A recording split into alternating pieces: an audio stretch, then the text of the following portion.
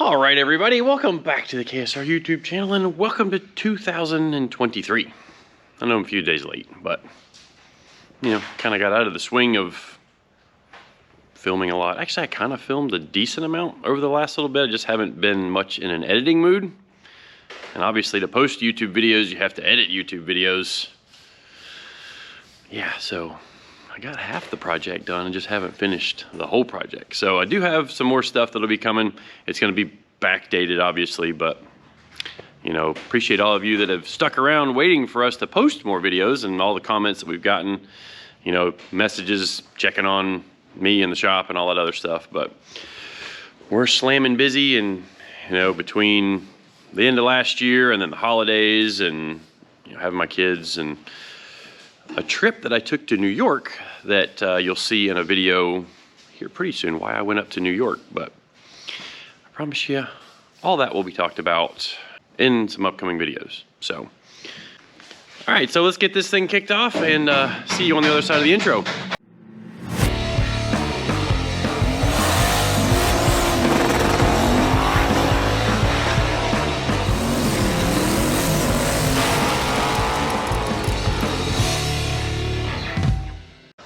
All right, so here in the shop, we've got a couple new things going on. Like you can see 4th gen Camaro back there. That is a LS project that came to us from, I think it was Missouri? Mississippi. Oh yeah, it's got a Mississippi license plate on it. So we got to finish the turbo kit, wire it, go over the whole thing. Hopefully not. But we also have another car or truck from this guy in the back room that I'll show you in a little bit, which needed a dyno tune plus a couple small things, and the small things have kind of snowballed out of control into some other things. And he's back here working on that. Super pretty truck. Has a old school small block Chevrolet in it with a sniper kit on it, but I had to fix some stuff like valve cover leaks. The transmission's got a leak, pretty big leak. We needed to remake the fuel filler lid on the top of the gas tank, a bunch of other little bitty things here and there. Kind of like how most cars seem to need. Same with this project here CJ's been working on. This car's been sitting for forever. You might have seen it in the back of the shop. And we have finally drug it out of the weeds, not really weeds, but drug it out of the back of the shop and started working on it. And you can see we've mounted an LS engine in it. Got the motor plate done, and this car used to have a big block in it, so all the big block mounts got cut off. And all of the suspension bushings were shot out, so we machined some Delrin bushings to replace all those. The rack was busted, so we changed the rack, put some new TRZ Motorsports outer tie rod ends on it. And just kind of going through and getting this thing set up for a turbo. So these mounts right here, I guess the mount's outside? Yeah, it's drying. Gotcha. So there's another mount that CJ's been working on that mounts the turbo. Kind of right up here in the middle, and these are 1/2 inch fine thread bungs, I guess you could call them. And we weld them into the chassis, so then we can make something else that basically the turbo mount will bolt on. So if he ever changes down the road and wants to put twin turbos on the car or take the turbo off, you just can unbolt it and run the car naturally aspirated with a supercharger or nitrous, whatever he wants to do. So Spencer's car also has some updates, but can't show you too many of that yet because that's some of the stuff that I did film in the past. But you can see, you know, working on putting the fiberglass front end on it. And there's some rear suspension going on that's all super cool stuff that we got from TRZ Motorsports, which I filmed a whole video going down to their place and picking up all the components for the rear suspension. So pretty excited to show you guys all that because it's some new, pretty trick stuff. At least those guys are always kind of doing some innovative stuff. At least I feel like it. I mean, of course, they're my boys, but I feel like they really knocked it out of the park with something we'll show you in a video later this week. But something that's been going on behind the scenes while the whole shop has been going on is Eric and Tad. These guys. Hey. That's who you get to talk to when you call on the phone, by the way. Because I'm usually out in the shop working or editing videos or whatever I'm doing. So anyways, they've been working on the website, which I will kick open a new, which you guys know the website, winwithksr.com. So what we have started, or what these guys have been building, is race parts. So this is a twofold thing. Not only have they been working on retail new parts, you can see we've got our Leash Electronics stuff up on there. We've got new stuff, but then we also have a bunch of used stuff that, you know, is takeoffs off of our own cars, fuel pressure regulator, some gauges, steering wheel adapter, our old injectors out of Soccer Mom, nobody's bought yet, so we need to get rid of those. Somebody buy those. We're gonna have Soccer Mom's old torque converter up on here. A lot of random stuff. Fabricated big block Chevrolet intake. And we're working on, or you guys are working on, what? Is the Holley stuff starting to get in here? Yeah, if you go up under brands and click on that drop down. Oh, Holley products, there we go. Cool, so yep, we got all our Holley stuff, and you guys can just log on any time of day and make an order. Or, like we try to suggest when you guys are wanting to put a combination together, give us a call and we'll help you assemble your package of parts to get you to the place we need to be so you get the right parts the first time. So both Eric and Tad knowledgeable in that stuff, and when they do have a question, they come ask me and we'll figure out exactly what you need together and get you exactly what you need to get your car up and going with Holley. Most of this stuff is going to be stuff you see us using a lot in the shop. I mean, all of our sensors. We've got even like our low dollar motorsports sensors that we're selling and we use on a lot of our, you know, our projects we're doing. Firewall plates that we use for the EGT connectors. And then, like I said, all of our, well, that's some of our house brand stuff that we're working on. But lots and lots of cool stuff going on there that should, you know, make it easier for, it's just like our merch stuff, which it's fairly easy to navigate through the website. And thank you to all of you guys that have been buying merch and supporting the shop through that. Don't forget, we also have a discount code for you guys at usaweld.com. If you need any welding supplies, you can use the Win with KSR code and you get a 5% discount on your welding stuff order. So that's kind of cool.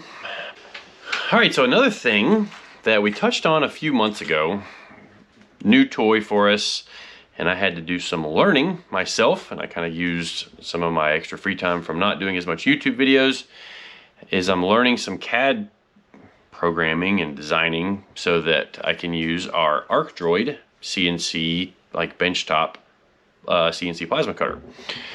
So we've been using an online program called Onshape, and I can design stuff to cut out with the plasma cutter. So this is like a 2D rendering here. Actually, it's 3D because you can see I added some thickness to it just to make it to where I can export a DXF file.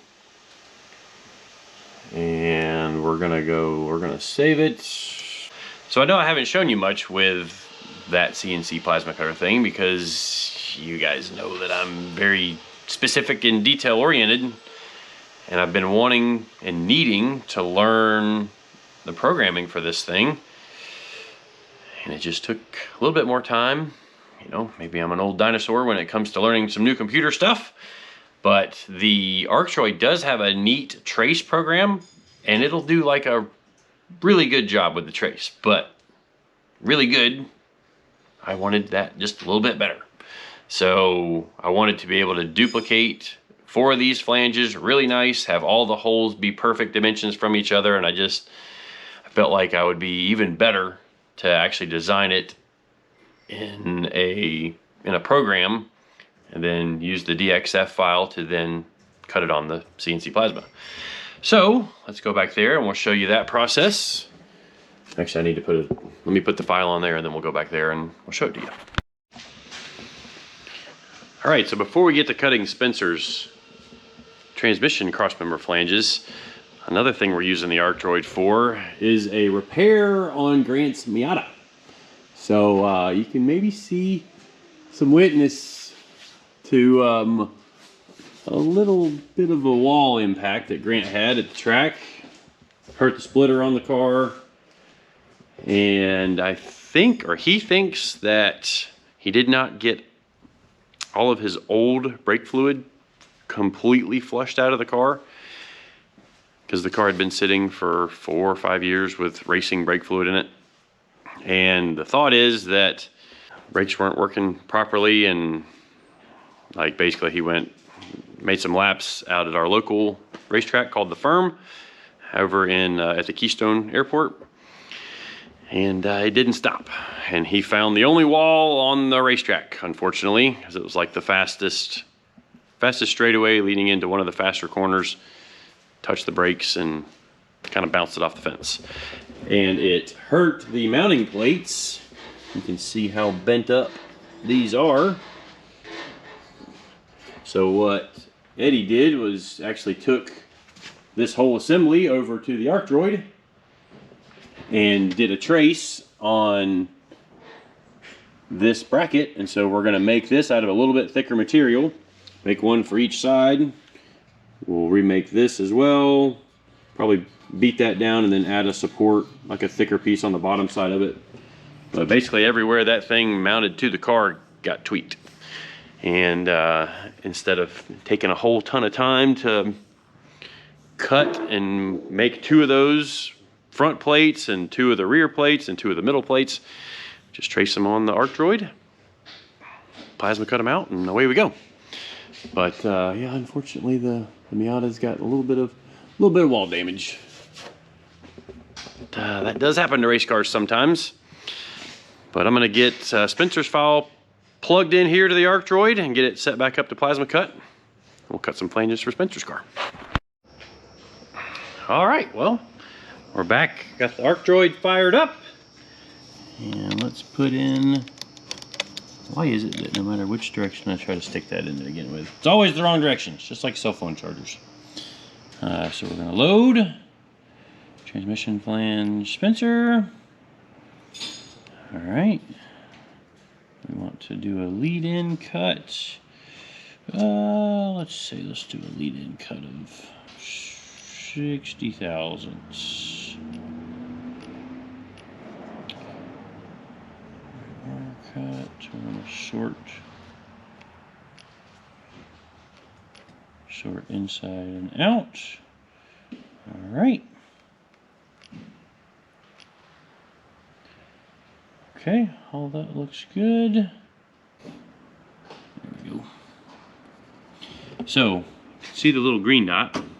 That's where torch is. And what we're going to do is change the 0 point. Instead of it being cutting down here, well, that's not going to work because it's not on the plate, right? So this is our plate that I ordered for the flanges. It's a chromoly plate. So what I'm going to do is set it up kind of about there. And you'll see it's going to show where the thing is there. I'm going to move the 0. Boop. So now, let's get this over closer.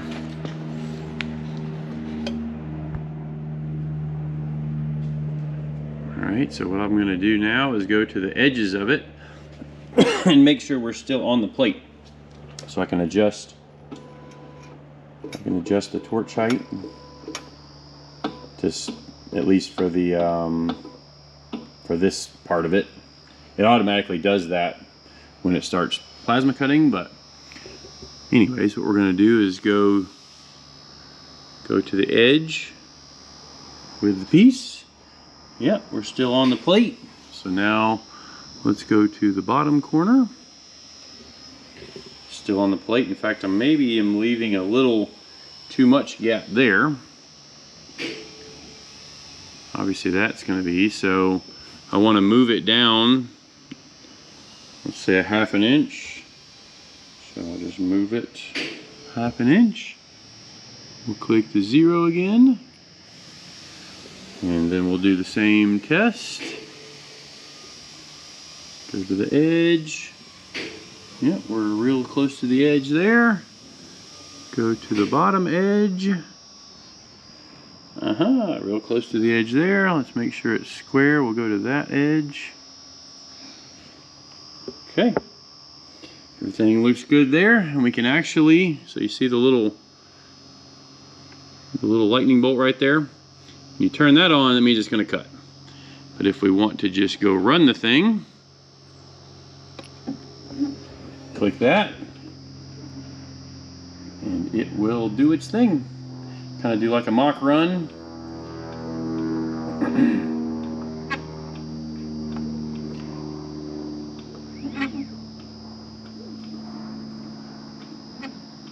Yep.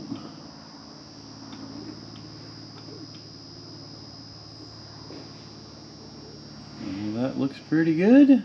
Drops the inside pieces out first. Actually, you know what? I think it ran off the edge a little bit right there in the middle. So, let's go. We're going to move our 0 up just a touch.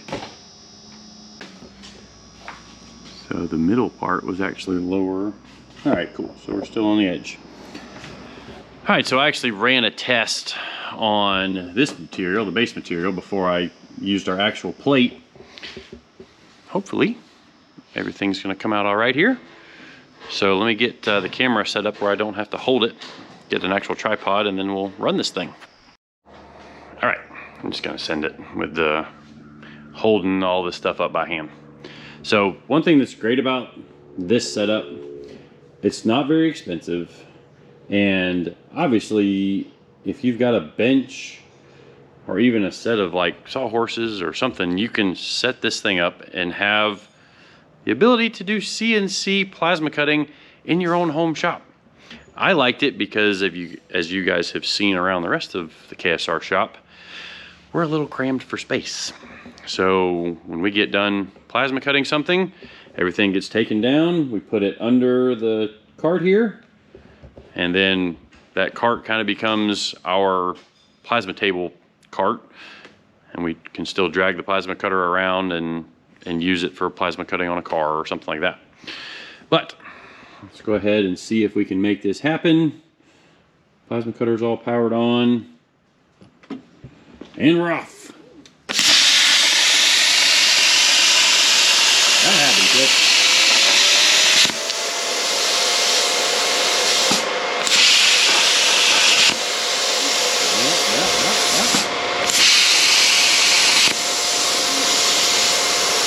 Yeah.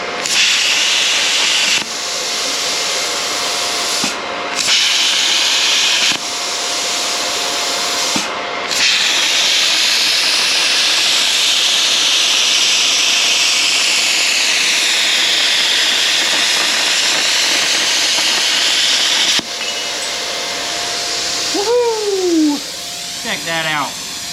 Now it might be that it's, no, we're not gonna touch it. That's nice and hot. So I'm gonna go cool that off, and then we'll take it over to the car and we'll do a little inspection on it there and show you guys the cut quality.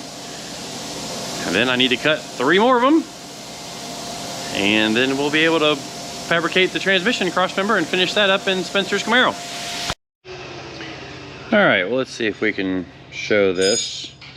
So you can see we've got just a little bit of the dross on it.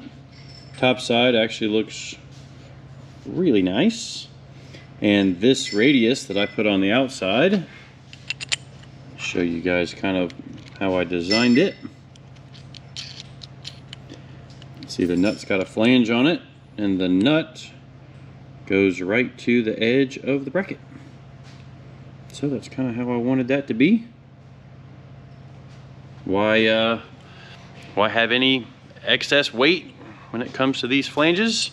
And then obviously it gets welded to the 1 5/8" tube, and I left myself, I believe, enough room to weld it right there and it not be a problem. So just a little bit of dress up, maybe with a bit of a sanding disc, like some of it even flaked off, like you can see it flaked off there. Oh, yep, it flaked off there. So just a little tiny bit of the dross. So it really won't take much. I can even get rid of a little bit more of that if I adjust the speed. I'm still learning the thing. Like, there's all kinds of adjustments you can do to make this thing even more accurate and stuff. But so once that's all dressed up and finished, we'll have us a really nice transmission flange. And then if we need to build a different transmission flange for something else, we can drop out the center and build a new apparatus up in the, you know, up in the middle of the car, so that it fits different kinds of transmissions, kind of like we did with Mullet back in the day. So, like I said, we'll show you a little more about what all has happened on the car since the last time we've done any videos on it. But for now, that's gonna wrap up this video. Thanks again for watching. Thanks for subscribing. Please subscribe if you haven't, if you made it this far in the video. Hopefully you like what we're doing. But we build race cars, and then we go race cars. Anyways, see you guys next time.